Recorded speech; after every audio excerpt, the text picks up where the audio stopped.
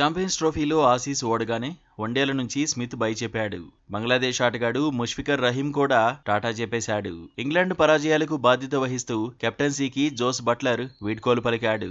Champions trophy తర్వాత రోహిత్ శర్మ కూడా retire అవుతాడా, లేదంటే కెప్టెన్సీని వదులుకుని ఆటగాడిగా కొనసాగుతాడా, ట్రోఫీ గెలిస్తే కెప్టెన్ గాను కంటిన్యూ అవుతాడా? ఇదే ఇప్పుడు హాట్ టాపిక్ గా మారింది. దీనికి సంబంధించి హెడ్ కోచ్ గౌతమ్ గంభీర్ కూడా ప్రశ్నలు ఎదురయ్యాయి. అయితే ప్రతిష్టాత్మక టోర్నీలో ఫైనల్ కు ముందు ఈ చర్చే అవసరం లేదని గౌతీ కొట్టిపడేశాడు. కానీ రోహిత్ కెరీర్ పై రకరకాలుగా కథనాలైతే వస్తూనే ఉన్నాయి. ఫ్యూచర్ ప్లాన్స్ పై బీసీసీఐ ఫోకస్ పెట్టినట్టుగాను చర్చ జరుగుతోంది. టీ20లో కెప్టెన్ గా సూర్యకుమార్ యాదవ్ ఫిక్స్ అయిపోయాడు. వచ్చే టీ20 వరల్డ్ కప్ లో స్కై కెప్టెన్సీలోనే టీమిండియా ఆడడం ఖాయమే. కానీ 2027 వన్డే వరల్డ్ కప్ సంగతి ఏంటనేది ఆసక్తికరం.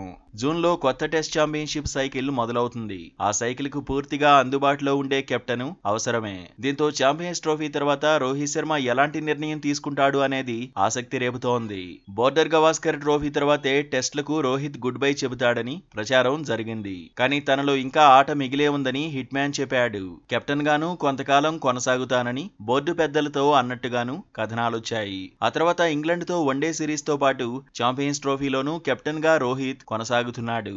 అయితే హిట్ మ్యాన్ ఫ్యూచర్ ప్లాన్స్ ఏంటో చెప్పాలని ఇప్పటికే బీసీసీఐ కోరినట్లుగా తెలుస్తోంది.